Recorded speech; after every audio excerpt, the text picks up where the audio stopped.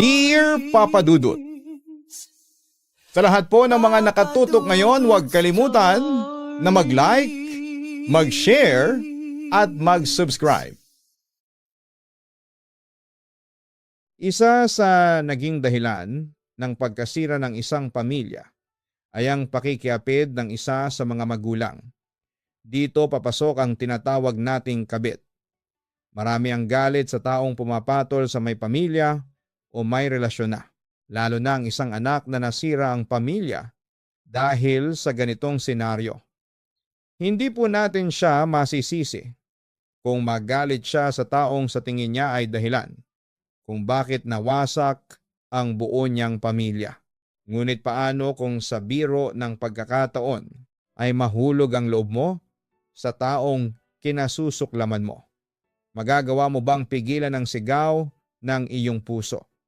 Dear Papa Dudut, naniniwala na ako sa kasabihan na huwag magsalita ng tapos dahil baka sa huli ay kainin mo lamang ito.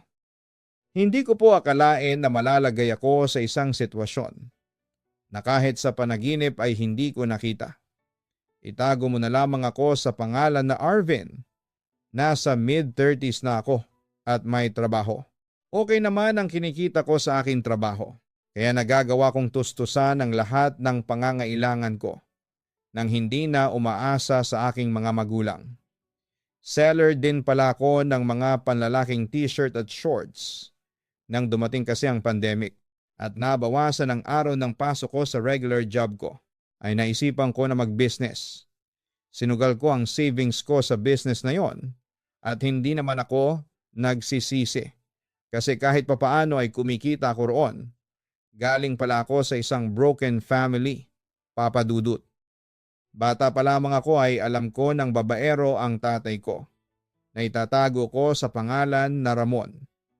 Madalas po silang mag-away ni Mami dahil sa pagiging babaero ni Daddy. Madalas ay nagpupunta kasi sa mga bar si Daddy at doon siya nakakakuha ng babae. Lumaki ako na parang naging normal na sa akin ang ganong senaryo, yung nagsisigawan sina Mami at Daddy. Tapos kaming tatlong magkakapatid ay nasa kwarto namin at iniisip na walang nangyayaring pag-aaway sa pagitan ng parents namin. Ako pala ang eldest sa aming magkakapatid, Papa Dudut. Medyo nahintulad si Daddy sa pambababae nang mabuntis ang kapatid kong babae na sumunod sa akin. 17 years old siya nang mabuntis siya ng boyfriend niya at tinakbuhan siya.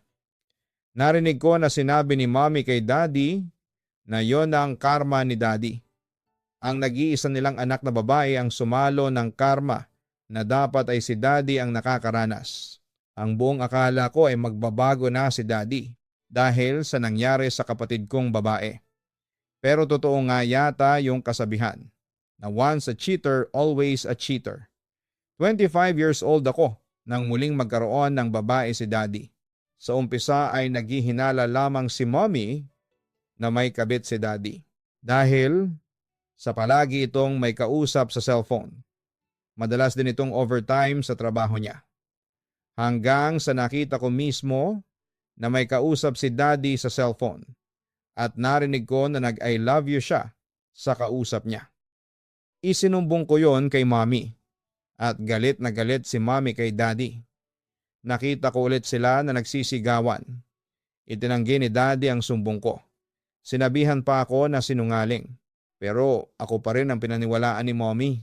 Sabi pa niya. Kilala na niya si Daddy. At alam niya kapag hindi ito nagsasabi ng totoo. Nagkaroon ako ng galit noon kay Daddy. Dahil sa sinabi niya na sinungaling ako. Para kasing pinapalabas niya na masama ako kahit huling-huli ko na siya. Pero hindi naman nagbago si Daddy sa pakikitungo sa akin. Sa aming magkakapatid kasi ay alam ko na ako ang paborito niya. Magkamukha kasi kaming dalawa, Papa Dudut. Ibinili pa nga niya ako noon ng sapatos. Dahil siguro ang akala niya ay masusuhulan niya ako. Hindi ko tinanggap ang sapatos na binili niya. At sinabi ko na kaya ko nang bumili ng gamit ko dahil sa meron na akong trabaho. Ang gustong mangyari noon ni Mommy ay ang mahuli sa akto si Daddy at ang kabit nito. para hindi na ito makatanggi. Yun nga lang ay magaling na magtago si Daddy at hindi ito mahuli-huli ni Mommy. Kahit pa tignan ni Mommy ang cellphone ni Daddy, ay wala siyang nakikitang ebidensya sa pambababae ni Daddy. Kaya ang nangyayari tuloy ay puro hinala si Mommy. At kapag naghihinala siya, ay doon na nagsisimula ang away nila ni Daddy. Hindi naman sila nagkakapisikalan. Puro lamang sila sigawan. Umabot na ako sa edad na 29. Ay ganun pa rin ang pinag-aawayan nila, Papa Dudut. Kung minsan nga kahit tulog na kaming magkakapatid, ay bigla na lamang kaming magigising dahil sa nagsisigawan na naman ang mga magulang namin. Nahihiya na rin ako sa mga kapitbahay dahil alam ko na pinag-uusapan nila kami. Sa lakas ng sigawan nila Mommy at Daddy, ay imposibleng hindi yun nakakaabot sa labas ng bahay. Dumating na ako sa point na gusto ko nang umalis ng bahay at mabuhay ng mag-isa. Yung kahit na wala akong kasama ay tahimik naman at wala akong naririnig na nag-aaway. Kaya naman sa edad kong yon ay kumuha na ako ng 2-story house sa pamamagitan ng Pag-ibig Housing. Ready for occupancy ang kinuha ko. Kaya mabilis akong nakalipat. Naisip ko rin kasi na kailangan ay may sarili na akong bahay dahil sa lalaki ako. At darating ang araw na magkakaroon ako ng sarili kong pamilya. Yun nga lang ay nagkaroon ako ng takot na pumasok sa relasyon dahil sa nangyayari sa mga magulang ko. Nang makaalis na ako sa bahay namin at lumipat na ako sa sarili kong bahay, ay hindi ko pa rin nakuha ng 100% ang katahimikan at kapayapaan na gusto ko. Halos araw-araw kasing tumatawag si Mommy sa akin para sabihin na hindi pa rin tumitigil si Daddy sa pambababae nito. May nakapagsabi rin daw sa kanya na nabuntis ni Daddy ang kabit nito. Awang-awa na ako sa nanay ko, Papa Dudut. Kahit ako ay nasasaktan sa tuwing tumatawag siya sa akin at umiiyak. Kaya naisipan ko na mas makakabuti na maghiwalay na lamang sila ni Daddy dahil hindi ko na talaga nakikita na magbabago pa ang tatay ko. Lalo na at may chismis na nabuntis na nito ang kabit nito. Isang araw na wala akong pasok, ay nagdesisyon akong pumunta sa bahay namin. Sinakto ko na naroon si Daddy para magkausap kami ng personal. Sa kwarto ko kami nag-usap.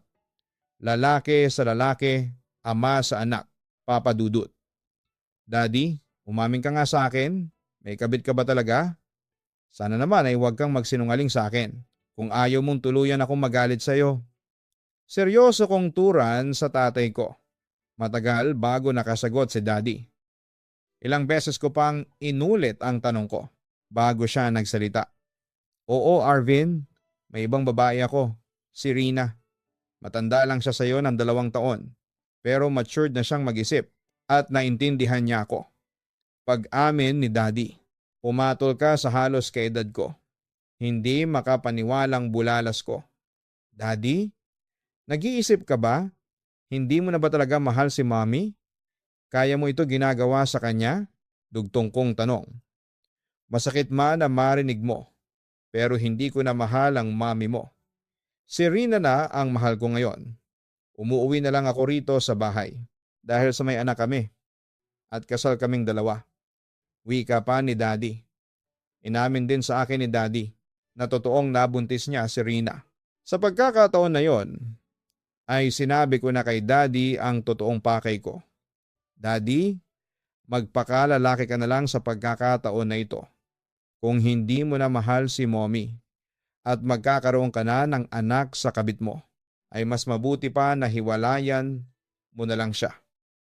Hindi ko na kaya na palaging tumatawag si Mommy na umiiyak dahil sa kalokohan mo.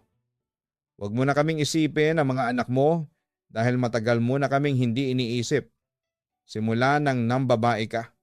Palayain mo na lang si Mommy kaya araw-araw siyang nasasaktan dahil sa panloloko mo sa kanya. Matigas kong sabi kay Daddy. Hindi na nakapagsalita si Daddy sa sinabi ko na yon, Papa Dudut.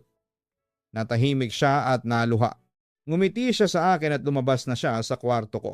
Alam ko marami sa mga listeners mo, Papa Dudut, ang sasabihin na ang sama ko para gustuhin na maghiwalay ang mga magulang ko. Pero ayoko ng habang buhay na nakikita o nalalaman na nasasaktan ng nanay ko. Alam ko na napakabuti niyang ina sa aming magkakapatid at hindi niya deserve ang lokohin. Mas gugustuhin ko pang masaktan si Mommy dahil sa hiniwalayan siya ni Daddy at iiyak siya ng ilang buwan o taon, kesa naman sa habang buhay siyang magpapakamartir. Dahil sa walang naging sagot si Daddy sa sinabi ko, ay hindi ko alam kung ano ang gagawin niya. Umalis ako sa bahay namin ang araw na yon, na hindi sigurado sa mga susunod na mangyayari sa aking pamilya. Makalipas nga ang 2 araw, ay nagulat ako na ang pag-uwi ko ng bahay ay nandoon si Mommy. May duplicate key kasi siya ng bahay ko, just in case na gusto niyang magstay sa bahay ko. Napansin ko kaagad ang namumugtong mga mata ni Mommy. At ang una kong naisip ay nag-away na naman sila ni Daddy. Pero nagkamali ako. Sinabi ni Mommy na nakipaghiwalay na si Daddy sa kanya. At inamin na nito ang lahat. Inamin na rin ni Daddy kay Mommy ang tungkol kay Rina at ang pagkakabuntis nito. Nagdesisyon daw si Daddy na umalis na sa bahay namin para makasama si Rina. Hindi naman daw makakalimot si Daddy na magbigay ng sustento kay Mommy. Alam ko na may kasalanan ako sa nangyari dahil ako ang nagsabi noon sa tatay ko. Pero kahit papaano ay masaya ako kasi nakalaya na si Mommy sa panloloko ni Daddy. Sinabi ko kay Mommy na huwag siyang mag-alala dahil pwede naman siyang magstay sa bahay. Ipinangako ko rin na hindi ako mawawala sa tabi niya hanggang sa makamove on na siya kay Daddy at sa mga ginawa nitong kasalanan. Ayaw namang magstay ni Mommy ng matagal sa bahay ko kasi paano raw yung 2 kong kapatid, pati na ang anak ng kapatid ko na babae. Hindi niya kaya na maiwanan ang mga ito ng matagal. Kaya ang ginawa ko pagkatapos ko sa trabaho ay diretso na ako sa amin. At doon na ako nag-dinner. At pagkatapos ay saka ako umuwi sa bahay ko. Ganon ang naging routine ko. Dahil alam ko na kailangan ako ni Mommy sa oras na yon, Papa Dudut. Kapag nandoon ako sa bahay, ay hindi ipinapakita ni Mommy na malungkot siya. Palagi siyang masaya. At sinasabi niya na nakita na niya na mas okay nga. Nahiwalay na sila ni Daddy. Hindi na raw siya nag-iisip kung nambababae ito dahil sa alam na niya ang katotohanan. Pero kapag tinitignan ko siya sa mata, ay nakikita ko na malungkot siya, Papa Dudut. Kaya kinausap ko ang 2 kong kapatid na huwag nilang bibigyan ng sakit ng ulo si Mama. At palagi nila itong kakausapin, lalo na at silang 2 ang kasama ni Mommy sa bahay. Palagi ko ring ipinagdarasal na sana ay mag-heal na si Mommy. Alam ko na hindi biro ang pinagdaraan niya. Kung masakit sa aming mga anak ang nangyari, ay triple ang sakit noon sa kanya. Dahil sa mas matagal niyang nakasama si Daddy. Tinupad naman ni Daddy ang promise niya na magbibigay pa rin siya ng sustento kay Mommy. Every month ay nagpapadala siya ng pera kay Mommy at hindi siya pumapalya. Hindi na rin ako nag-usisa pa sa nangyayari sa buhay ni Daddy dahil hindi na ako interesado. Alam ko namang masaya siya kay Rina. Nangungumusta naman si Daddy minsan pero madalas ay hindi ko siya nire-replyan sa mga chat niya kapag inaaya niya ako na makipagkita sa kanya. Sinasabi ko na lamang na busy ako sa trabaho at wala akong libreng oras. Kahit noong sinabi niya na meron siyang pinagdadaanan at gusto niya ng makakausap, ay hindi ko pa rin siya pinagbigyan na makipagkita sa akin. Ang totoo kasi hindi ko pa siya kayang harapin dahil sa galit pa rin ako sa kanya, Papa Dudut. Isang araw habang nasa trabaho ako, ay isang number ang tumawag sa cellphone ko. Hindi pamilyar sa akin ang number, kaya hindi ko muna sinagot. Saka nasa gitna ako ng pagtatrabaho ng time na yon. Pero muling tumawag ang numero at naisip ko na baka client yon o kaya ay kung sino nakilala ko na may importanteng sasabihin. Lumabas muna ako ng office at doon ko sinagot ang tawag. Isang boses ng babae ang naghello sa akin at hindi siya pamilyar sa akin. Kaya tinanong ko kung sino siya. Nang magpakilala siya na si Rina, ay parang gusto ko na kaagad pagbabaan. Pero hindi ko alam kung bakit. Mas pinili kong makipag-usap sa kanya at alamin ang dahilan kung bakit siya tumawag sa akin. Hindi ko na rin siya tinanong kung paano niya nakuha ang number ko. Obviously ay kay daddy niya yon nakuha. Anong kailangan mo, tumawag ka? Wala akong natatandaan na may dahilan ka para tawagan ako. Ang inis kong turan kay Rina. Arvin, ako wala. Pero ang daddy mo meron. Malungkot kasi ngayon si Ramon. Kailangan ka niya. Nakunan kasi ako. Namatay ang anak namin. At sobrang dinadamdam niya. Malungkot na turan ni Rina. Medyo natigilan ako sa mga nalaman ko. Papa Dudut. Hindi naman ako ganoon kasamang tao para hindi makaramdam ng awa sa daddy ko at sa kapatid ko sa kanya. So anong magagawa ko ngayon? Tanong ko. Kausapin mo lang sana si Ramon, Arvin. Alam ko na sa lahat ng anak niya ay ikaw ang favorite niya kasi ikaw ang madalas niyang naikukwento sa akin. Please pakiusap. Sinabi ko kay Rina na hindi ko alam kung magagawa ko ang sinabi niya dahil marami pa akong dapat na tapusin na trabaho. Hindi ako nangako sa kanya na kakausapin ko si daddy pero dahil sa nalaman ko kay Rina ay na-realize ko ang dahilan kung bakit gustong makipagkita sa akin ni daddy. At yun pala ay dahil sa malungkot ito ng panahon na yon. Gusto ko sanang damayan si daddy pero mas nanaig pa rin ang galit ko sa kanya. Siya pa rin ang sinisisi ko kung bakit nasira ang aming pamilya. Kung hindi lang sana siya naging babaero, ay hindi mangyayari ang lahat ng yon. Masaya pa sana kami at magkakasama pa rin kami. Sana'y hindi ko na kailangang umalis pa sa bahay namin, Papa Dudut. Pinalipas ko na lamang ang mga araw at hindi na ako nakatanggap pa ng chat o tawag kay daddy. Siguro na-realize niya na wala na talaga akong balak na kausapin siya. Si mami naman kahit papaano ay nakarecover na. Nagsimula na siyang magsimba at makipagkaibigan sa mga kasimba niya na bagay na kinakatuwa ko. At least kahit papaano ay meron siyang pinagkakabalahan at hindi siya palaging nasa bahay. Alam ko kasi na kapag nasa bahay siya, ay wala siyang nakakausap at nalulungkot lang siya dahil sa paghihiwalay nila ni daddy. Kung sakali rin na may makilala si mami na bagong magpapatibok ng puso niya, ay hindi ako tututol. Basta makakasigurado ako na matino ang lalaking yon at hindi niya sasaktan si mami. Hindi na ako makakapayag pa na may isa na namang lalaki na kagaya ni daddy ang magpapaiyak sa nanay ko. Isang araw wala akong pasok noon. Nasa kwarto lang ako at nakahiga. Maya-maya ay narinig ko ang pagtunog ng doorbell sa gate. Tumayo ako at tiningnan kung sino yon.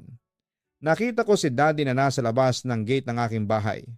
Nagtaka ako kung bakit siya naroon. At hindi ko rin alam kung paano niya nalaman kung saan ako nakatira. Hindi ko kasi talaga pinapaalam sa kanya ang address ng bahay ko.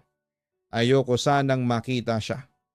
Pero dahil sa nakita na ako ni daddy, ay wala na akong nagawa kundi ang harapin siya. Hindi ko na nga lang binuksan ang gate at hinayaan ko na nasa labas siya. Kahit sobrang init ng time na yon, napansin ko rin ng pagbagsak ng katawan ni daddy ang laki ng ipinayat niya.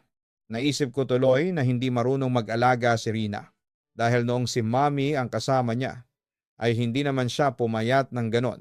Anong ginagawa niyo rito? Paano niyo nalaman na dito ako nakatira? Yun ang bungad ko kay daddy. Hindi na importante kung paano ko nalaman, Arvin. Kailangan ko kasi ng tulong mo ngayon. Pwede bang sa loob nating pag-usapan? Sabi ni daddy sabay ngiti sa akin. Magulo sa loob ng bahay ko eh. Bilisan niyo na lang ang pagsasabi kung anong tulong ang kailangan ninyo. Nagpapahinga kasi ako. Rest day ko ngayon. malamig kong sambit. Anak, natanggal na kasi ako sa trabaho ko. Gawa ng mahigit 1 buwan akong hindi nakapasok dahil sa hindi ko kaya. Nakunan kasi si Rina at sobra akong nalulungkot. Ngayon gusto ko sanang humiram sa iyo ng pera. Gusto ko sanang magtayo ng maliit na negosyo. Ibabalik ko rin sa iyo once na makabawi na ako. Pasensya ka na kasi ikaw lang talaga ang pwede kong malapitan. Ang sabi pa ni Daddy. Pasensya ka na rin pero wala akong may papahiram sa iyo ngayon. Kababayad ko lang ng bahay saka insurance ko. Turan ko. Ganun ba? Oo. Sige, naintindihan ko anak. Aalis na ako at mag-iingat ka palagi rito. Ang sabi ni Daddy. At naglakad na siya papaalis. Habang sinusundan ko ng tingin si Daddy ay naluha ako. Ang totoo ay meron naman akong pera na pwedeng ipahiram sa kanya. Pero mas pinili ko na wag siyang bigyan. Doon ko lang nakita na bagsak si Daddy. Papa Dudut. Masakit. Pero siguro ay yun na ang karma niya sa lahat ng mga nagawa niyang kasalanan. Lalo na kay Mommy.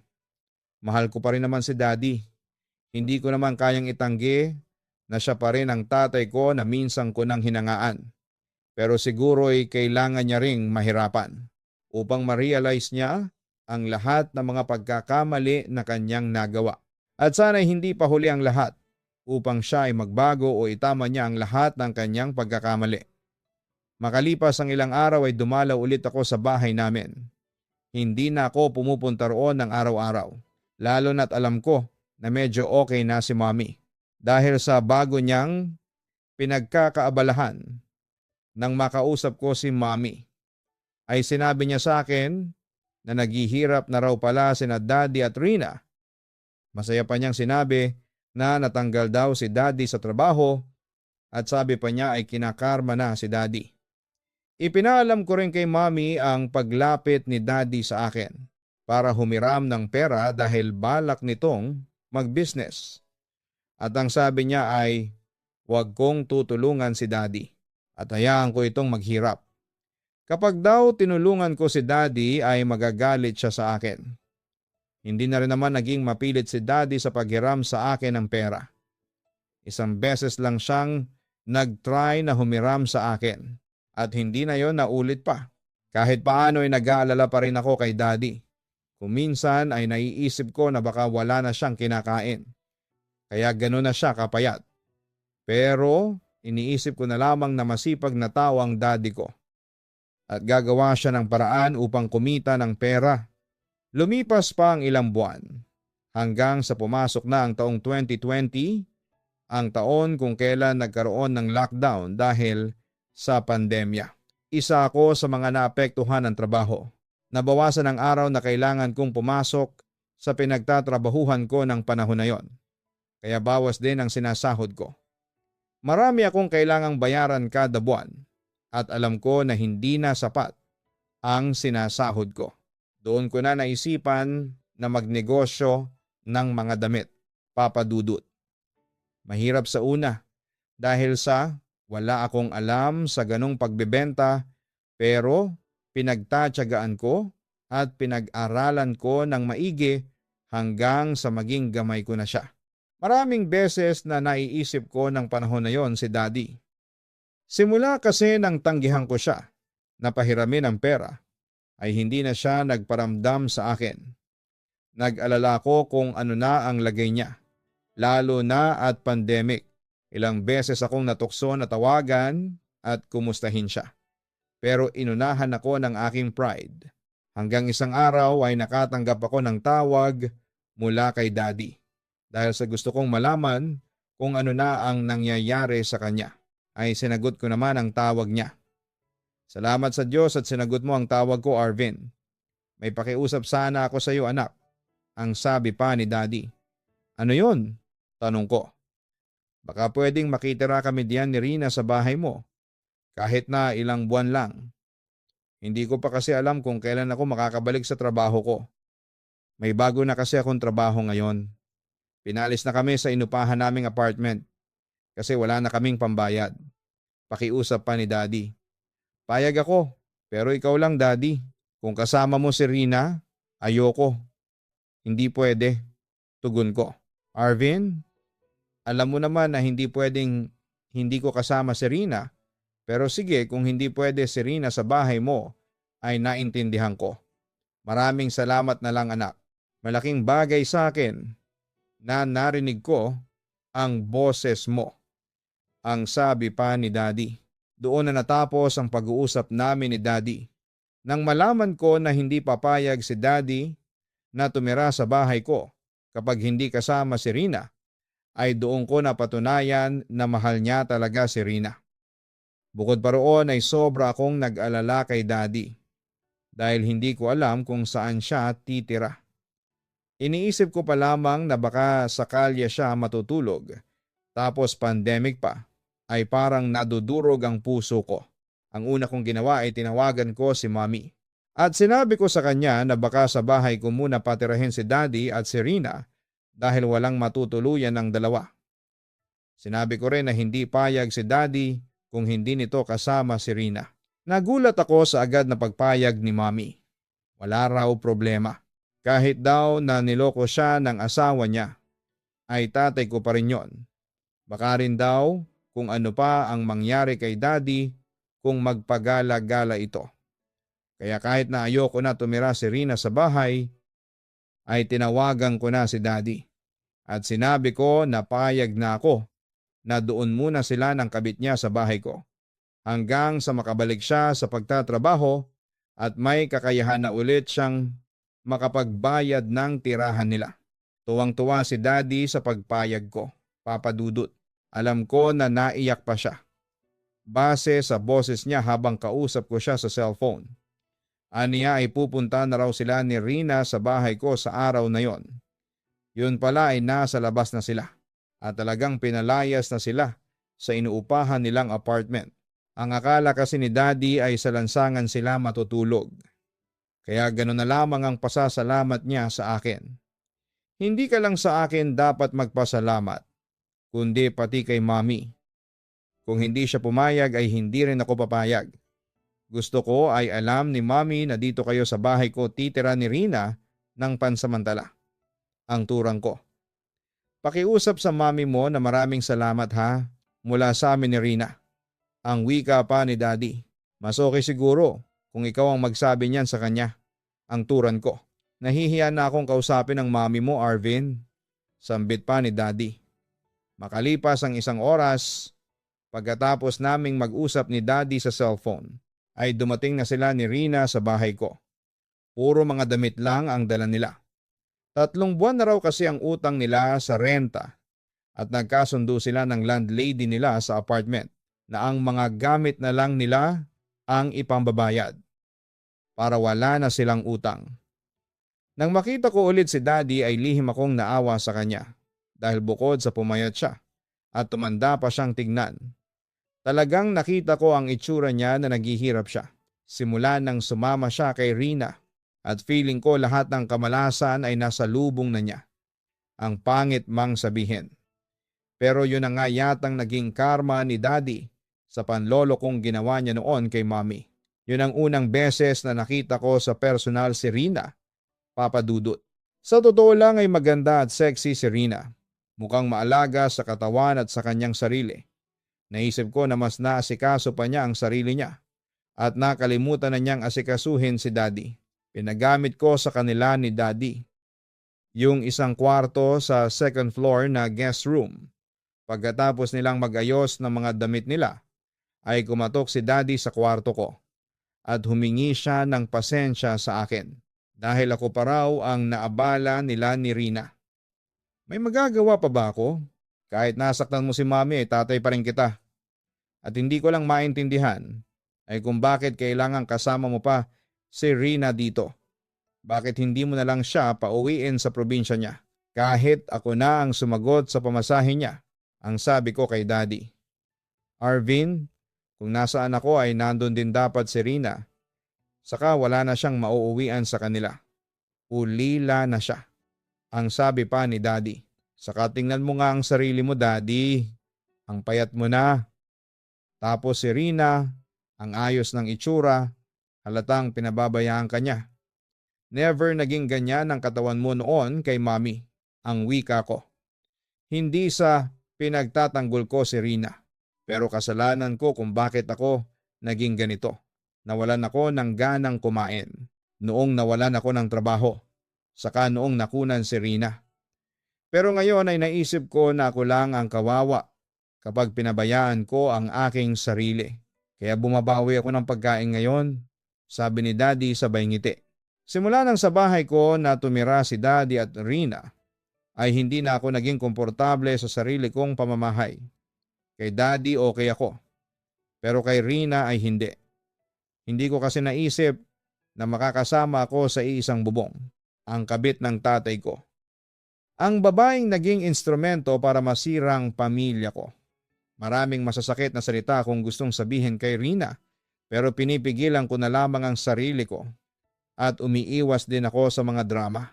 Stress na ako sa trabaho at business ko. Ayoko nang dagdagan pa. Isa sa mga napansin ko kay Rina ay ang pagiging masinop at masipag niya. Umaga pa lamang ay nagwawalis at nagpupunas na siya sa bahay.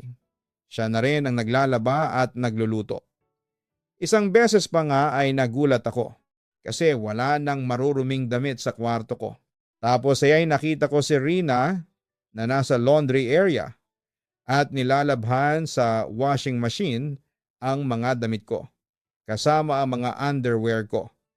Nahiya ako, pero hindi ko na lamang pinahalata sa kanya. Sinabihan ko siya na huwag na siyang mag-abalang labahan ang mga damit ko, kasi kaya ko nang gawin yon. Ipinagmalaki rin ni Daddy ang pagluluto ni Rina. Masarap daw itong magluto. Sabi ko naman kung masarap magluto si Rina, sana ay hindi siya pumayat ng ganon. Kagaya na lang nang magluto si Rina ng pork binagoongan. Talagang ibinida yon ni Daddy sa akin. Mas masarap pa rin ang binagoongan ni Mommy, sabi ko matapos kong matikman ang luto ni Rina. Pero ang totoo ay masarap talaga yon. May kulang ba para sa susunod ay mag-adjust ako sa panlasa mo, ang sabi pa ni Rina. Hindi na lamang ako nagsalita kasi wala akong maisip na panglalait sa luto ni Rina, Papa Dudut. Hindi naman naging pabigat sina Rina at Daddy sa akin sa bahay. Si Rina ang gumagawa ng mga gawaing bahay na hindi ko nagagawa dahil sa nagtatrabaho ako. Si Daddy naman ay tinutulungan ako sa business ko. Siya ang nagpapack ng mga orders. At kapag wala ako sa bahay, ay siya na rin ang nagbibigay ng mga yon sa riders na magde-deliver sa mga bumibili ng paninda ko. Paminsan-minsan ay tinatanong ako ni Mommy kung kumusta na sina Daddy at Rina. Sinasabi ko na okay lang. Pero kung ako sana ang papipiliin, ayoko na nandoon sila sa bahay ko. Dahil hindi ako komportable na kasama si Rina. Makalipas ang ilang buwan, ay sinabi sa akin ni Daddy na maghahanap na ulit siya ng trabaho dahil gusto niyang makatulong sa akin kahit papaano. Saka para magkaroon na raw sila ng pera ni Rina at makapaghanap na ulit sila ng bagong matitirhan nila. Hindi ko naman siya pinigilan para makaalis na rin sila ni Rina sa bahay. Kung si Daddy lang sana kahit sa bahay ko na siya forever. Pero dahil kasama si Rina ayoko sa paglipas ng mga buwan. Hindi ko maitatanggi na maraming magagandang katangian si Rina. Kaya siguro minahal siya ni Daddy. Bukod sa maganda siya, ay maasikaso rin siya kay Daddy. Siya ang palaging nagpapaalala kay Daddy ng mga dapat gawin ni Daddy. Kung minsan ay nahuhuli ko sila na nag-uusap. At kitang-kita ko sa mga mata ni Daddy kung gaano niya kamahal si Rina. Kaya lang sa kabila ng magagandang katangian ni Rina, ay hindi pa rin maaalis sa isipan ko na siya ang kabit ng tatay ko. Agad namang nakahanap ng trabaho si Daddy. At nang magsimula siya, ay madalas na si Rina ang naiiwan sa bahay dahil meron din akong trabaho.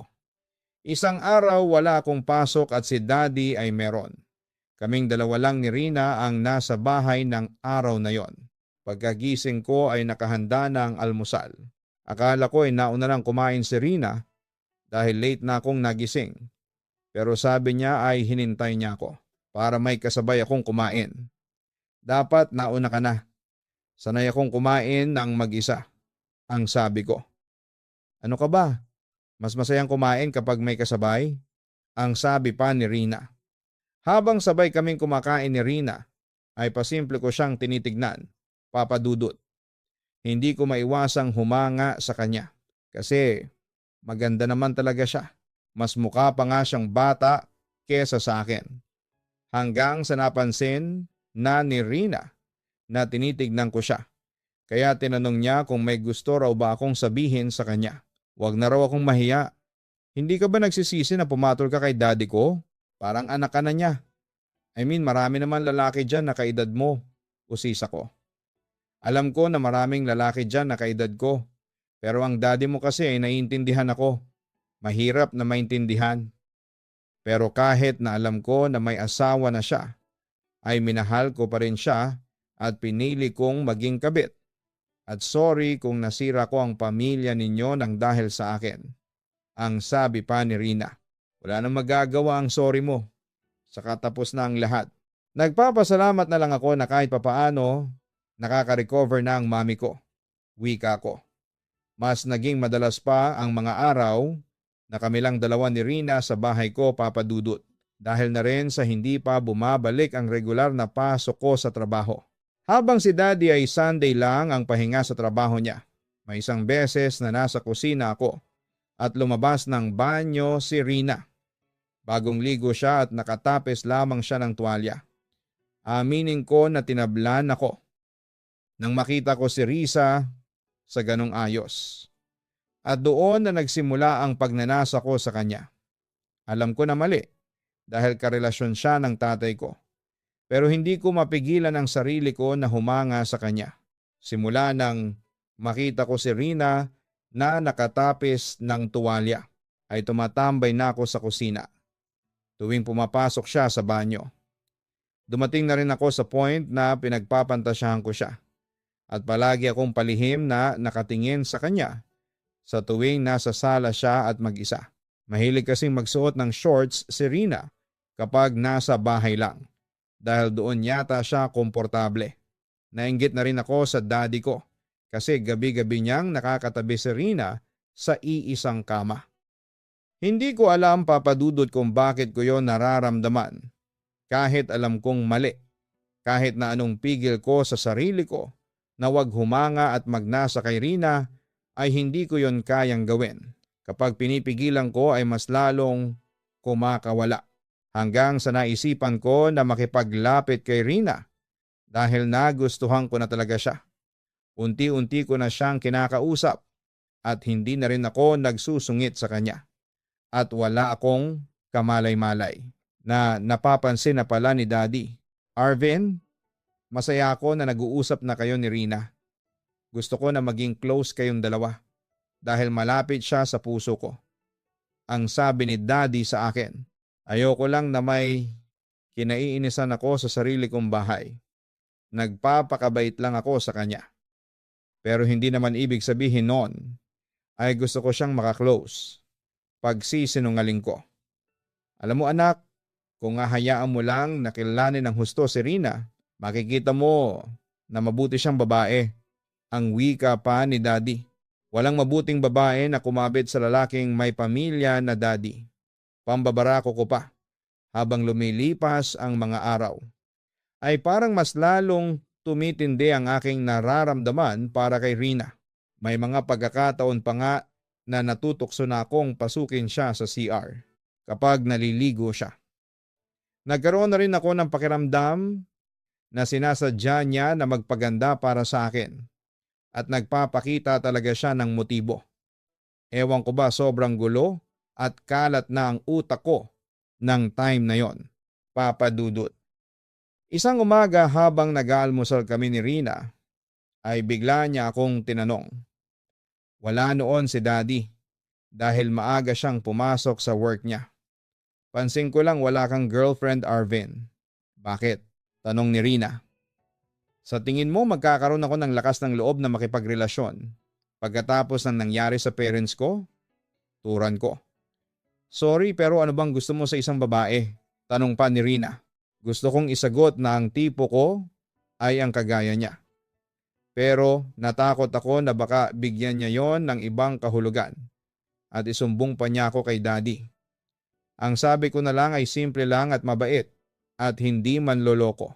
Nag-assume ako na kaya tinanong yon ni Rina sa akin ay dahil sa may gusto siya sa akin. At gusto niyang ma-confirm kung may karelasyon ba ako o wala. Inabot na si Rina ng birthday niya sa bahay ko.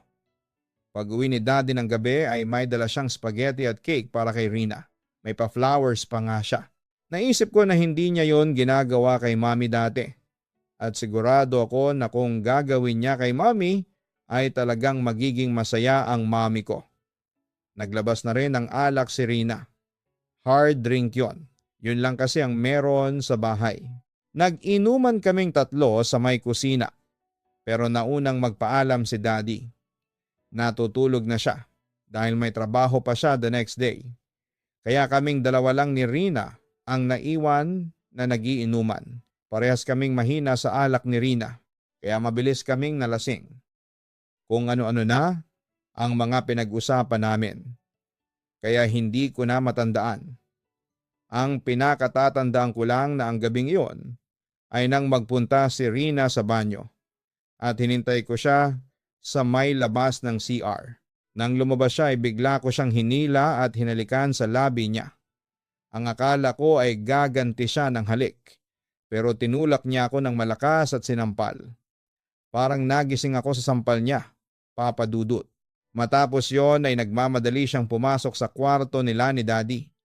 Kinabukasan kinausap ko si Rina at humingi ako ng sorry sa kanya sa nagawa kong paghalik. Sinabi ko na lasing ako at nakiusap ako na huwag na niyang ipaalam kay daddy. Sabi ni Rina ay wala siyang balak na sabihin sa daddy ko. Dahil ayaw niya na magkaaway kami ni daddy. Basta ipangako ko raw sa kanya na hindi ko na yon uulitin. Dahil hindi magandang tingnan. Makalipas ang isang buwan ay umalis na sina daddy at Rina sa bahay ko. Dahil nakaipon na si daddy ng pera para sa renta sa bago nilang apartment. Nalungkot ako kasi hindi ko na araw-araw makikita si Rina pero naisip ko rin na mas okay na malayo siya sa akin para mawala na ang nararamdaman ko para sa kanya. Mag-iisang taon na. Simula nang umalis sina Rina at daddy sa bahay ko. Pero may mga pagkakataon pa rin na naiisip ko pa rin si Rina, may gusto pa rin ako sa kanya. Kaya mas lalo ako nawala ng gana na makipag-date sa ibang babae. Sa ngayon ay wala akong ibang gusto, kundi ang mawala ang feelings ko para sa kabit ng daddy ko. Alam kong mali itong nararamdaman ko, Papa Dudut. Totoo nga na mapagbiro ang tadhana. Kung sino pa ang hindi mo pwedeng mahalin, ayun pa ang tinitibok ng iyong puso. Lubos na gumagalang, Arvin.